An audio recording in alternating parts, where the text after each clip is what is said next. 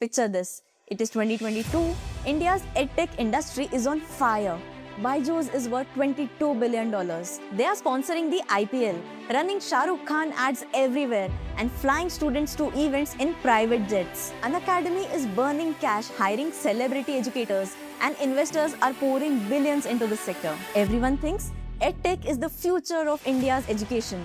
And honestly, at that moment, it really felt like it. Fast forward 2 years, everything collapsed. Byju's is crashing, lenders are chasing them, Unacademy is going through multiple layoffs, valuations are crashing, the edtech dream is collapsing. The entire industry goes from the next big thing to what went wrong. But in the middle of this disaster, one company is not just surviving, it is going public. In November 2025, PhysicsWallah listed on NSE and BSE at 109 per share. By the afternoon, it was trading at 150 per share. What did PhysicsWallah understand that everybody else in this industry completely missed? Watch till the end because this video is going to blow your minds. Because this story is not just about edtech. It is about business strategy, distribution, consumer psychology, and why sometimes a boring company beats the flashy ones. You already know the origin story. Alak Pandey sir, Prayagraj, whiteboard, phone camera, teaching JEE physics for free in Hindi. This story became so iconic that Amazon Mini TV literally made a web series on it. That's rare because founders build companies. Very few founders become content themselves. But hidden inside this emotional underdog story was a massive business advantage. Alak Pandey sir had already solved the biggest problem in edtech industry before even building a company: customer acquisition. And he did it for free. Most people miss this part. So while companies like Byju's were spending thousands of crores getting attention, PhysicsWallah was doing it organically. In FY21, PW's market spend was reported around 14 lakhs, not crores, lakhs. Meanwhile, the competitors were burning insane amounts on ads, sponsorships, sales teams, and celebrity branding. And this leads to one of the smartest business models in modern Indian startups: the freemium flywheel. And honestly, PW did it better than almost anyone in India. Here is how it worked. Step 1. Give away massive value for free. Free lectures, notes, doubt solving, test papers, completely free on YouTube, and millions of students are watching. Trust starts building, and eventually some of them think, okay, if the free one is this good, maybe the paid course would be worth it too.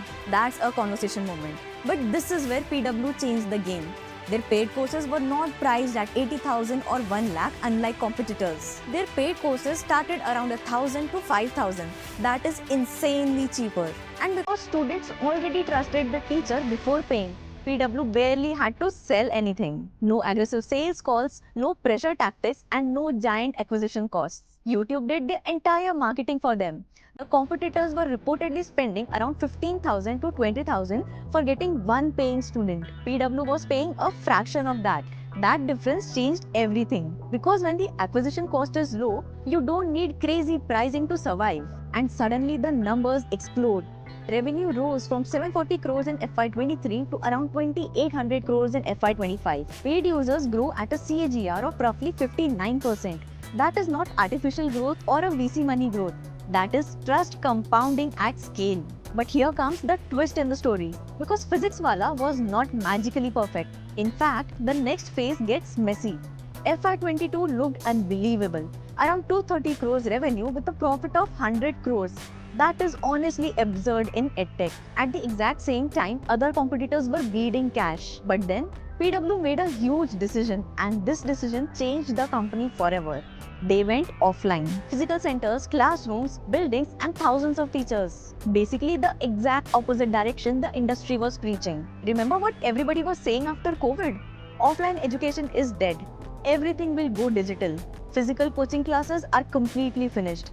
PW disagreed. And that disagreement turned out to be one of the smartest calls of the Indian startup history. But initially, it looked terrible because the losses exploded. From 100 CR profit in FY22, the losses started creeping in FY23.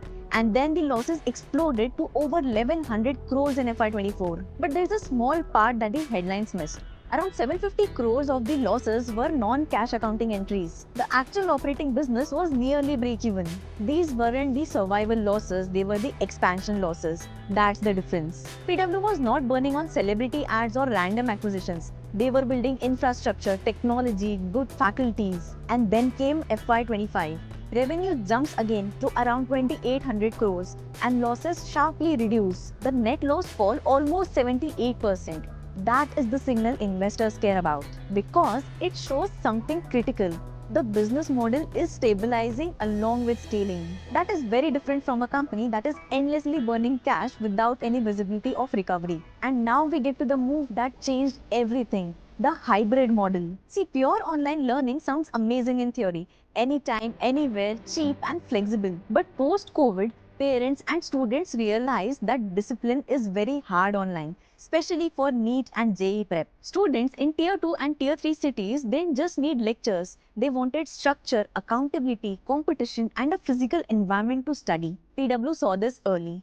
So while the others were screaming digital first, PW started opening offline centers aggressively. By June 2025, they had around 300 centers across India and in the Middle East. And here's the crazy part. The split of revenue between online and offline sales was almost equal. They are no longer just a YouTube company. They built a hybrid education machine, and that is what the market wanted.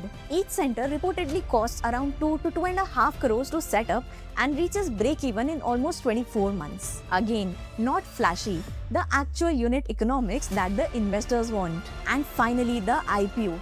November 2025, PW raises roughly 3,480 crores. Investors celebrate it as India's edtech success story. PW did not win by looking the smartest or getting the most money or with the flashiest branding.